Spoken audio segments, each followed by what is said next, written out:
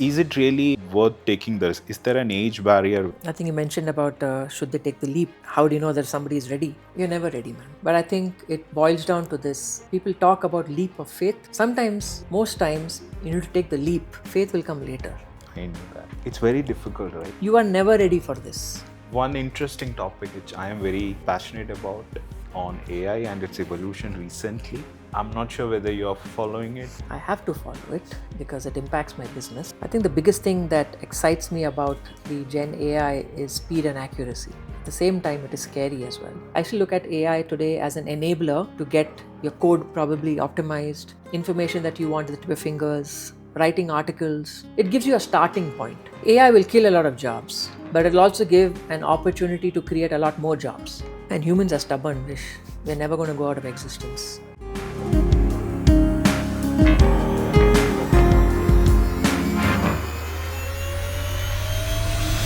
There are people now, maybe techies, who are sitting maybe with a lot of ideas.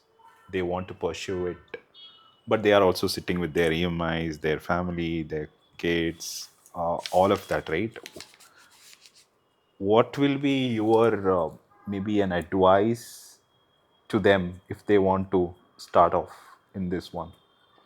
Let's say they firstly they have to, maybe they would be sitting maybe with not just one, maybe a lot of things. You already said they need to have a clear conviction of why they are doing it, right? So Idea validation, yeah. blah, blah, blah. They need to go and check all those things. I've already spoken about it. Uh, But is it really worth taking this? Is there an age barrier where they can? I think you mentioned about should they take the leap? Yeah. How do you know that somebody is ready? You're never ready, man. You're never ready. But I think it boils down to this, right? People talk about leap of faith. Sometimes, most times, you need to take the leap. Faith will come later. I know that. Okay? You need to take that leap and then see what happens. It's very difficult, right? Of Because course, it is somebody is difficult. having their comfortable 9 to 5, That's getting why I their said paychecks. you are never ready for this. You're saying, how can they be ready? You cannot be ready for it. That's why you got to first jump and then figure out. Uh, I went to Rishikesh on the river rafting trip. They stopped at a rock and they made a stand and said, you can jump from there. I was shit scared. I'll give you an analogy, okay? I was shit scared jumping from there. 10 feet, maybe 20 feet. I've done it 1,000 times in the pool. But this is cold river, jumping off a rock into a flowing river. Can't do it. I'm very, very scared. I'm not ready to jump.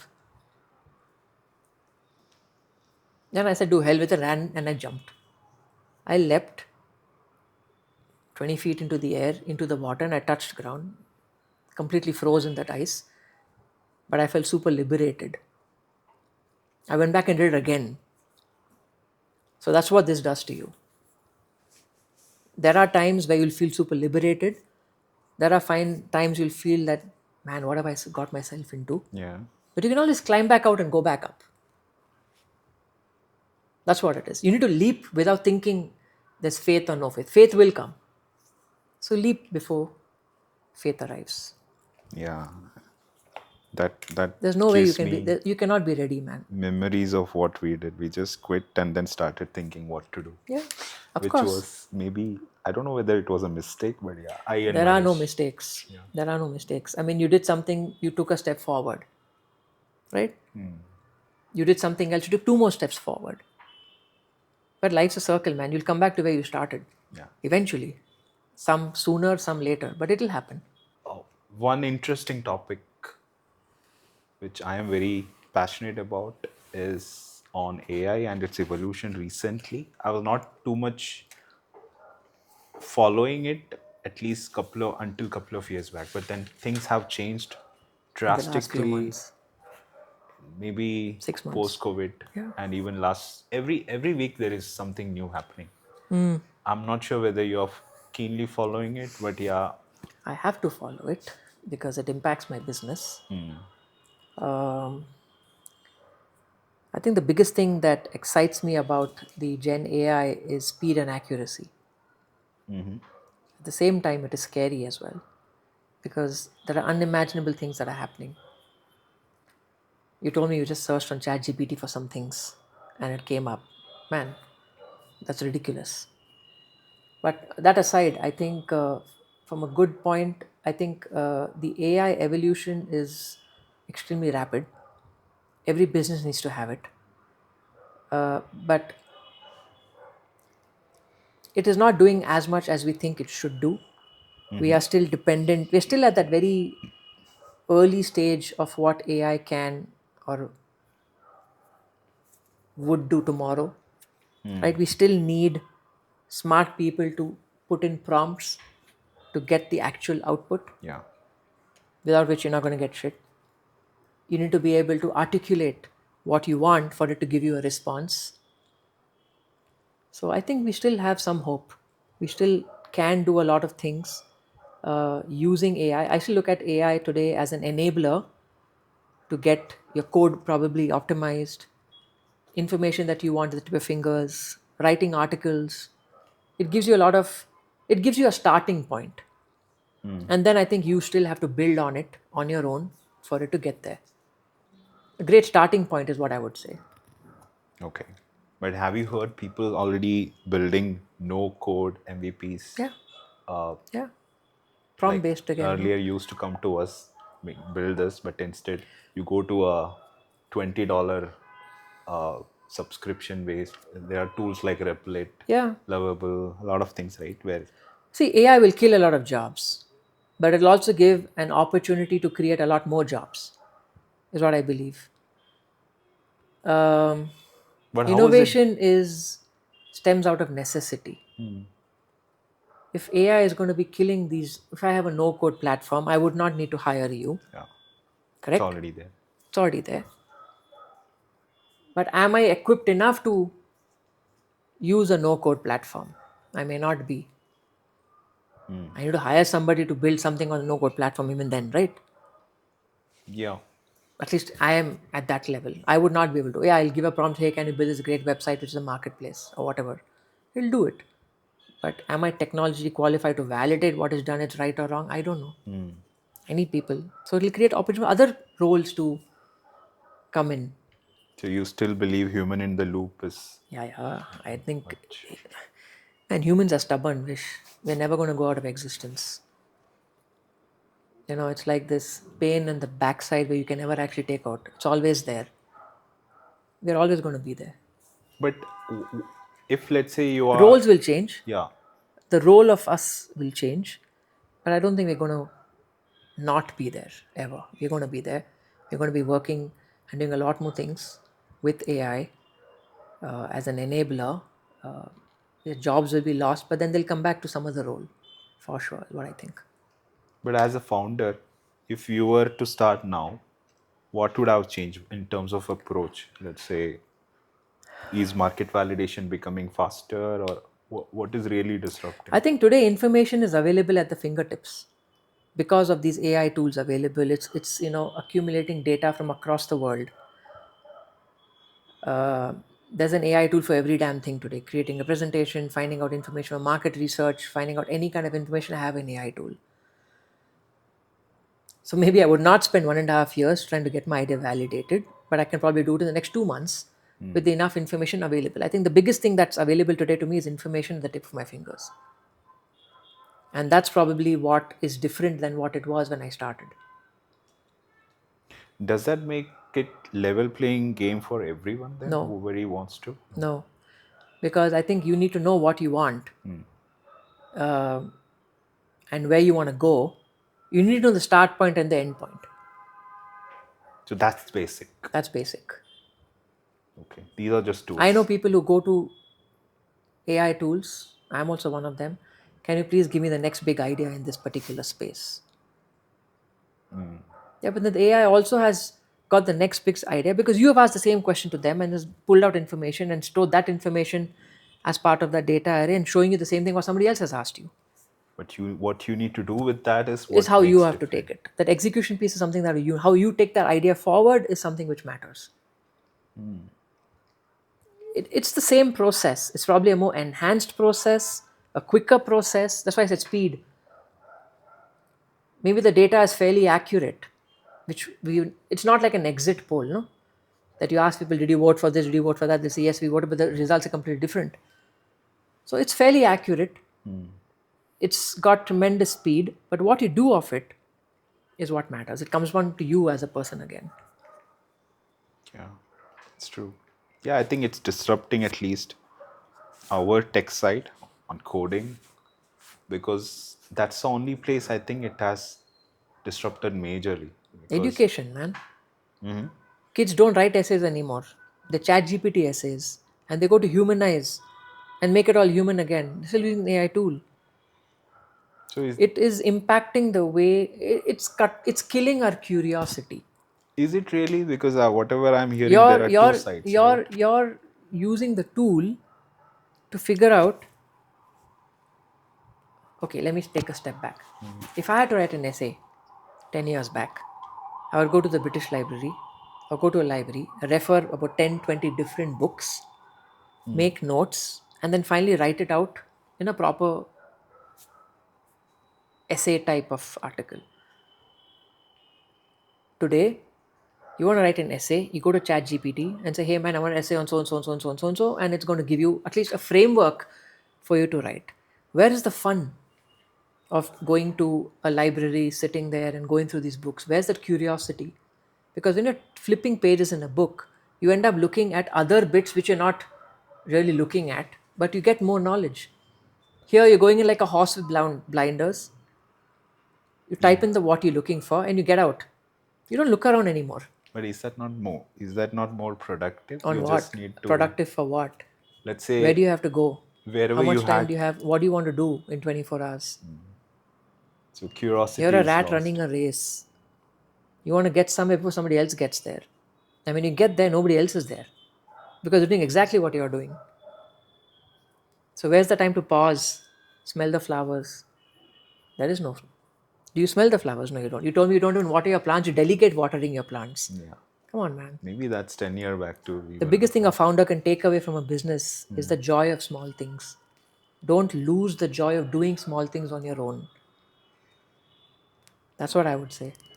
And ChatGPT is not going to get you coffee, man. You have to go and it'll tell you how to make the best coffee, but still you have to go and make your coffee. But you're going to delegate it and say, hey, At man, least can you now, get me? I don't know, maybe in No, but 5 I more think years. it's convenient, but it's also very impersonal.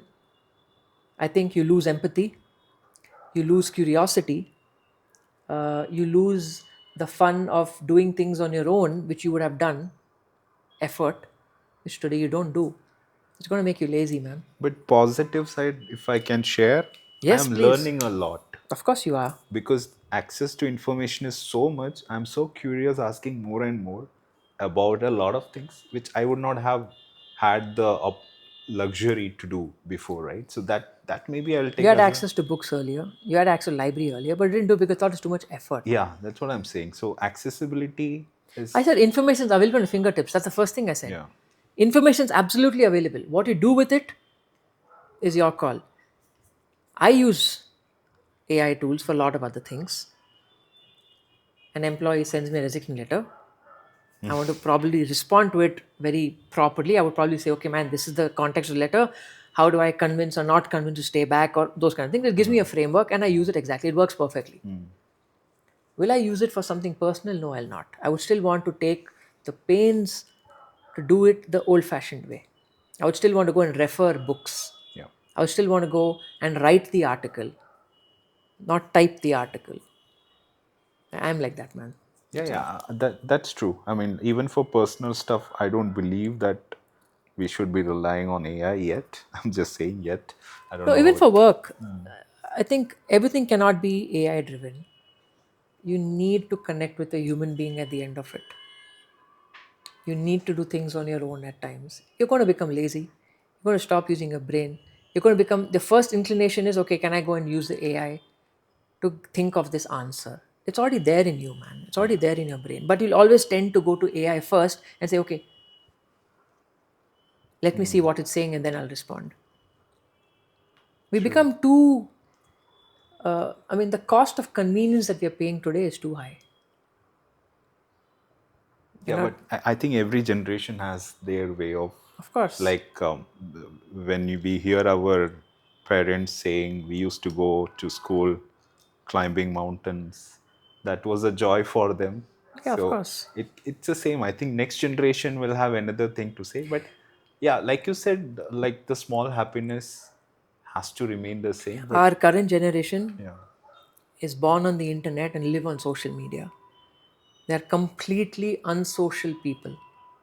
The more they're on social media, the more unsocial they've become. yeah, I can tell you this because I'm a you're right. marketing guy. I can tell you this. Uh, Happy birthday wish on Facebook.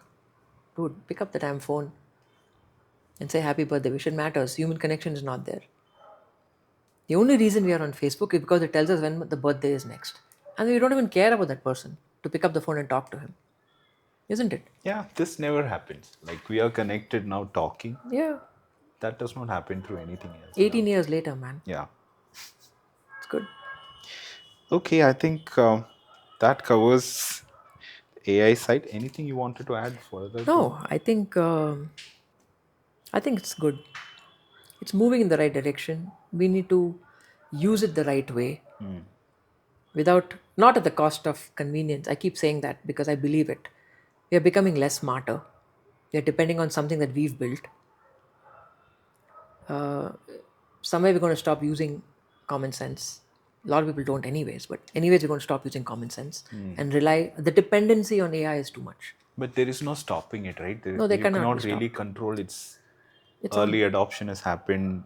Gen Zs are what do you call as inherently AI now.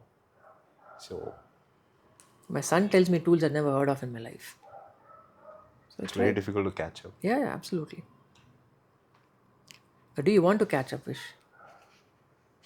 I don't want to catch up. I'm happy where I am. I'm Yeah, happy doing that's things at my own pace. I'm happy doing things on my own. Yeah, you should use it. You need to be in touch with it. But again, it depends on the role you're playing, the kind of work that you're doing, a lot of factors. yeah, that's true. Like for me, to be staying relevant is important because I'm on the tech side. Evolution is Agree. important. How it is going to even transform the organization, which I am big on right now. How is AI going to disrupt a lot of things? How teams are going Absolutely. to Use it as an transition? enabler. Yeah, Use AI as an enabler, not to run your life. that's true. That's Yeah. I cannot be sending happy Happy birthday like birthday. you said, Yeah. formatted using AI.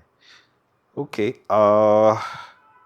So the next one is on maybe some of your lessons learned for aspiring entrepreneurs, founders, which I think is a very small subset within our whole.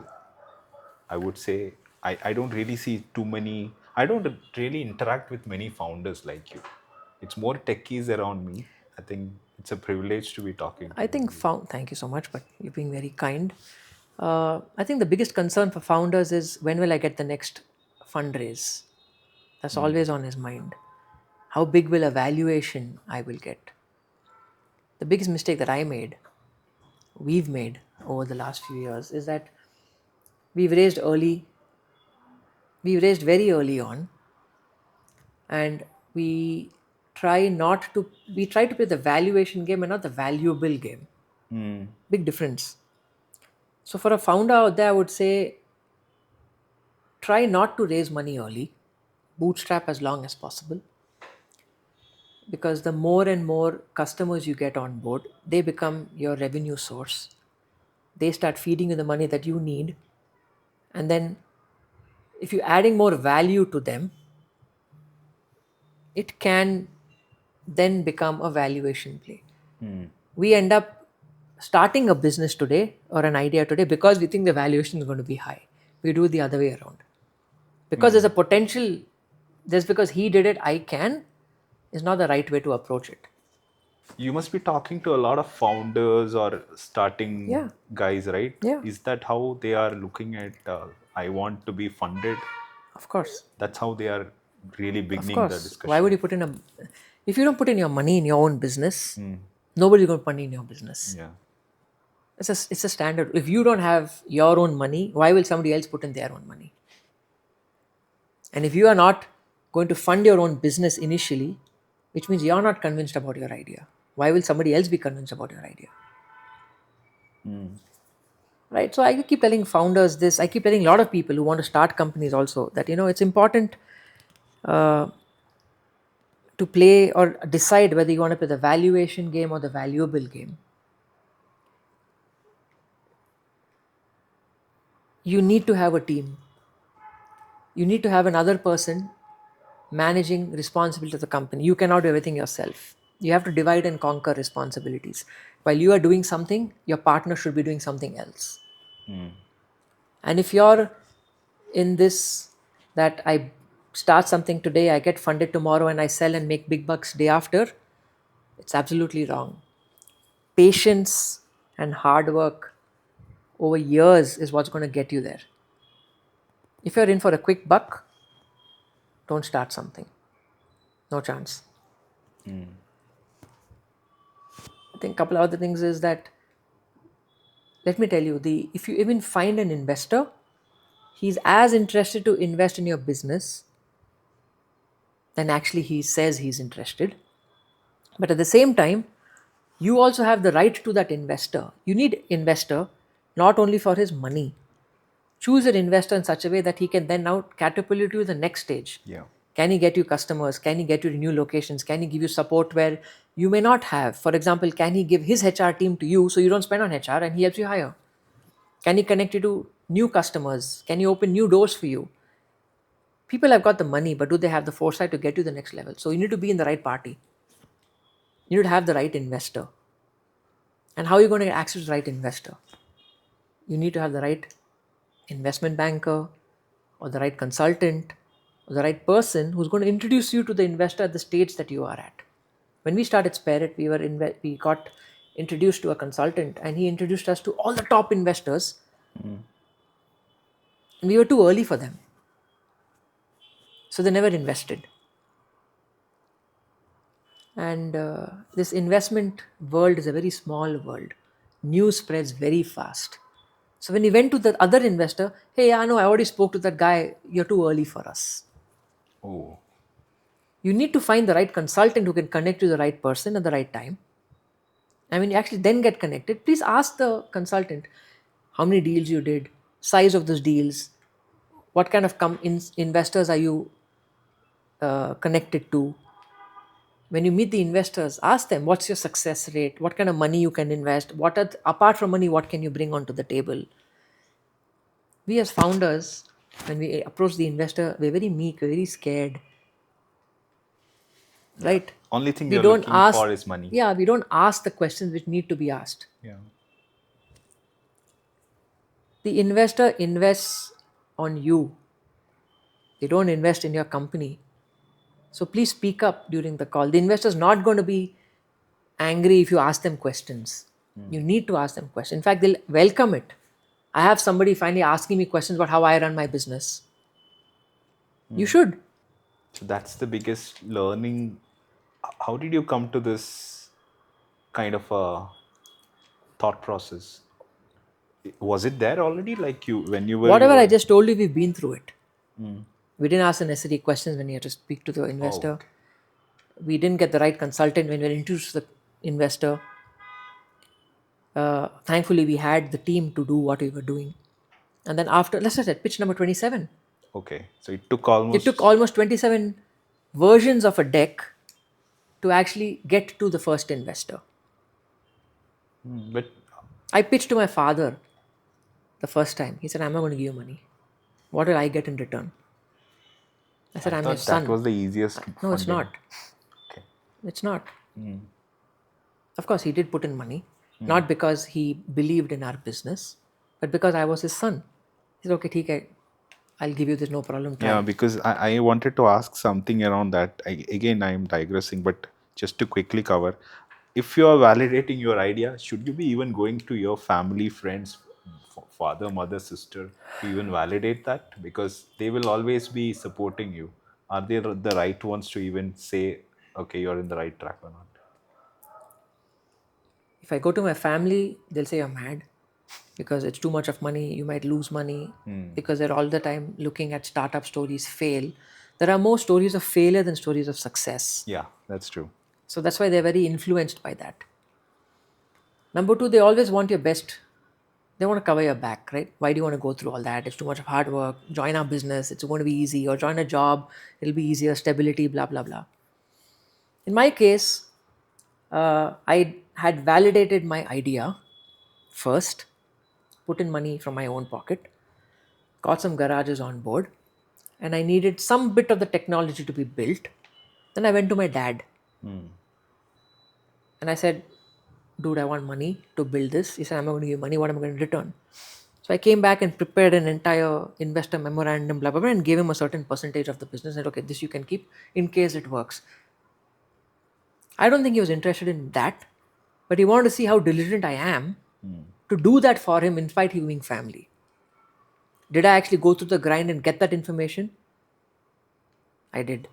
And that's why he gave me that money. Not because he thought the money is going to come back or he's going to lose. It's because I did that process, keeping that, okay, I'm now pitching to an investor first, who's also my father. Not I'm pitching to my father who's maybe an investor. It was the other way around. So I did the entire due diligence. I sat with him. I explained to him why I'm going to do this, what's going to happen. Yeah, because it could have been an informal pitch, but still it went through that process. Yeah. Then I took it to my friends. The first question my friend asked me was, have you invested your own money? I said, yes. He said, how much? I said, this much. He said, no, man, I'm not interested because I think your skin in the game is very less. You need to be more vested. I said, okay. Then I went to a few more friends. They said no, because probably they didn't think that this idea is great, in spite of having all the information. So I did the next best thing, bootstrapped myself, and continued building this slowly. Reached a certain point, and then got the next investor, pitch number 27. That's how it is. Yeah. You can't keep pitching and raising money and not do work, right? You have to work. You have to build your business while you're pitching, and that's why you need the team. You need people who you can trust, who can build it with you. That's why you have a founding team. No investor is going to invest in one founder, man. Never. We will conclude. Before that, I wanted to hear from you, Romi. What's next for you? One question I had is, do you really identify yourself as now the co-founder of Spirit, or what is Romi, I'm or always who going is to. Romi? So, Romi is a marketer by profession, a designer by heart, and then everything else after that. Yes, he's the co founder of Spirit. Somebody asked me a few years back, if you remove Spirit, if you remove your work from you, who are you? I didn't have that answer. I'm like, man, work cannot be my entire life. I need to live in this moment, right? I need to know who I am. Today, if somebody asks me who Romi is, I would still say I am a designer by heart, I'm a marketeer, I'm a photographer, I occasionally become a chef. Right? I want to do so many things. I stop by and smell the flowers. I want to do all those things. Work is not everything. Right? So who Romi is, what's in it for me, I think connecting with people as part of my work, as part of my life is important. Building those connections is important. Living in the moment is important. And then everything else comes after that. So I think that's a question everyone has. Even I sometimes struggle with the same. If, let's say, I disconnect myself from the work and the title I have, then what am I? Again, It's very difficult, yeah. Vish. It's very, very difficult to have that. I think it's important to realize that, interesting, another anecdote. All of us think that, man, we don't have work life balance. I'm working too much, right? Yeah, true. There's no life left. For the longest time, I thought that, when I'm in office, I'm going to be completely work focused. When I'm at home, I'm going to be completely life focused. Till about A month back, somebody said, Romy, you're looking at all wrong. I said, why? He's saying, why are you talking about work life balance? Why don't you look at it as work life integration? Yeah. I said, what does that mean? You work when you work, you life when you life. You learn to prioritize what you want to do when you want to do it, which means when you're at work, you can prioritize life. And when you're at life, you can prioritize work. And it's such a beautiful way of changing that perspective. You need to learn how to integrate it, not balance it, not separate it, like how I've been trying to do. So I've started learning to integrate stuff now. Interesting thought. But we try to combine everything. I'm like, even for me, Not it's like, combine, prioritize. It's a choice. You yeah, can work 9 to 5. What are you doing from 5 onwards? It's a choice. Do you continue working or do you want to do something else? yeah, true. You will show up late at work in the morning. Why you slept an hour? It's okay. You stay back an hour extra to finish that work. It should not become like a regret that I slept or overslept or something. Yeah, you can We're more change. scared of the consequences. Hey Yeah, man, what will my boss say? What will people think of me? Bullshit. Doesn't happen. true. What's next for Romi? Uh, 2 hours of drive back home, for sure. No, but I think build spirit, see where it's going, and also do a lot of things on the side. Pursue photography. Uh, I'm doing a doctorate, so doing that. Spending time to do things what gives us peace of mind, giving back something to the society. A lot of things in all 24 hours. Wow. It's not only about work, it's about a lot of other things also. I think it's time to start doing other things that make you happy, that give you peace, and not only work, work, work. What's the thought behind the doctorate now? I think learning, It's part of learning. yeah, Okay. learning. I'm already 1 year into the course, so and it's absolutely amazing to see perspectives of people on how they've been thinking, researching. It's fabulous to see perspectives of different people, different perspectives of people rather. Very, very good. I mean, you then think that, man, I don't know anything. There are so many things that people think about certain topics that I'm not even aware of. And it gives you fantastic perspectives. Yeah, I think that's one of the reasons I have this podcast too. Because otherwise, you're like you said, I am stuck in my silos, with my work, with my people, Yeah. and I don't really get to know what's What's really happening out happening. there? Yeah. Different perspectives outside, not just limited to tech, but like, I think it all boils how curious you are as a yeah, person. You do all these things because you're curious. You want to learn something, you want to feel something, you want to do something. That's all. true. That brings us to the last phase, which is rapid fire. It's not rapid fire as such. You can There take is your some time. fire. Yeah, it's just has a Done. lot of fire in it. That's it. Done. So I have six questions. Um, One quote or belief Romi keeps coming back to. Talk less, listen more, do most. Yeah, I think that's the reason you are very composed. I feel like No, sometimes. I'm in front of camera, man. That's why. No, no. Even otherwise, I know you, right? Like any situation I've seen you. What do If you you call it? talk more, people become judgmental. If you listen less, they'll think you're impatient. But if you do most, your work will talk for itself. So Unless somebody takes the credit of that work. people will take credit of it, but eventually you will know what you're doing. Yeah. If you're satisfied with what you're doing, that's good enough. Yeah. Yeah. Okay. A book that shifted your mindset. Rework by Jason Fried. I know that book. I'm Yeah. yet to buy it. I'll give it to you. Don't buy it. I'll give it to you. Essence of the book is you need less than what you actually think. Number one. You don't need to waste your time in meetings. Number two. You don't need to waste your time on paperwork. You need to stop talking and start doing. And Yeah, I think rework was a eye opener that you don't need to do half the things what you're doing for work. What you think is important is not. What you think is least important it is. I think that was a great book. Yeah. Yeah, I was planning to, but yeah, because you have it, maybe I'll I swap think we it have to with you. move from being busy to being productive. That's where it is. That's the essence of that book. Your idea of swap was for that, right? Maybe we Yeah, can swap one book yeah, with absolutely. We mine. can start here. Okay. One hard lesson Romi learned not from theory but on the field. I think you covered it, but yeah. Well, I'll tell you again. I think don't race too early, and you need to decide about the valuation and valuable game. I think you start valuable, then move valuation, and not the other way around. Focus on the journey and not on the outcome.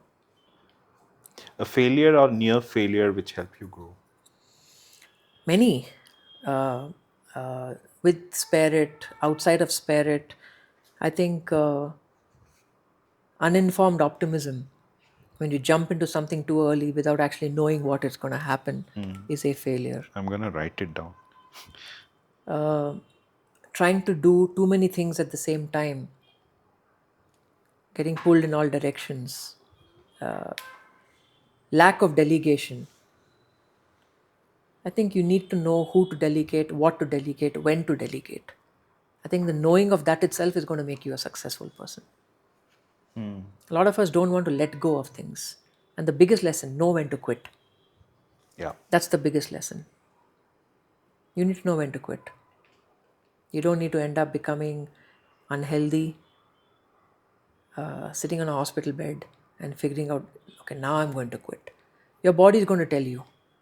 You mean quitting as such, not just quitting, but even Of mentally, course. right? Absolutely. Because that's what is really Absolutely. I leading mean, to. the only way you can quit is your mind is out of it. Yeah.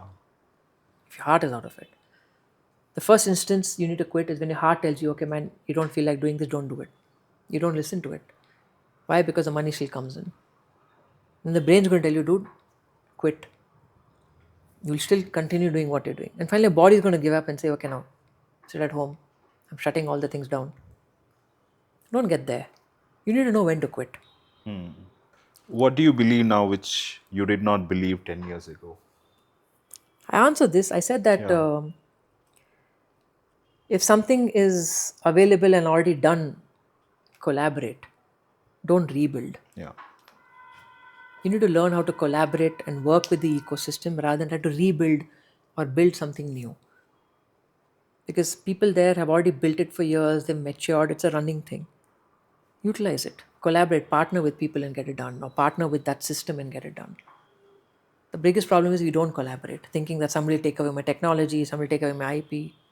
Collaborate, build, grow together. So that's how you're looking at everything now. Yeah, More collaboration. yeah, Okay. That's the reason maybe you're here. absolutely. One of many, I guess. Okay. And this one also you covered, I guess. Bootstrap versus VC money. I think bootstrapped as long as you can, build a great product, then money will come in. VC or other, I don't know, but money should come in. It could come in from the. There are today there are many more business models to get money. There are banks, there are loans, there are debt. No, there are banks that fund startups. There are different ways and instruments that you can get and raise money. But as far as possible, use your own money. Grow slow. Grow towards profitability as soon as possible. That's what I would say. Yeah, Romy, that's pretty much the wrap of this Thank you, Vish. It's been a episode. great discussion. Yeah, I guess so because coming outside of tech and talking, sales was a big change for me in hearing and understanding, and looking back in retrospective, what See, could Vish, have been when you become. came, when we worked together, even when you had your company, yes, we knew each other, but then you also pitched and said that this is my proposal. These are the customers I'm working with. It was a one. It was a kind of a sale, Yeah, right? Now, did that sale go on and become great? I don't know, but it ran its course. yeah. You guys did what you did for the longest time. You put in the effort. You But yeah, I think it falls somewhere in the zone of uninformed optimism where we just quit, started, and thought, okay, let's see what happens. I guess. Like, That's a nice word, isn't it? yeah, at least that wisdom from you, I think it helps a lot It for does. It will. everybody who's It will. hearing. I think. See, when this podcast can go on and on and on and Yeah, on I and know. on. There are so many things. You can have a probably series 1, 2, 3, 4 also. But Which I'll call you for there are basically. too many things for somebody to realize on his own. That's the beauty of it. You need to fall before you actually get up. If you spill, if I tell you everything now, you're never going to fall. You're never going to try stuff and learn on your own. So let it be. Sure. Thanks. Let's Thank you. end it in that note then. Thanks for reconnecting again. No, it's a pleasure, Vish. I mean, absolutely great to see you. Same here. Thanks, Niranjan. Thank you so much. Bye.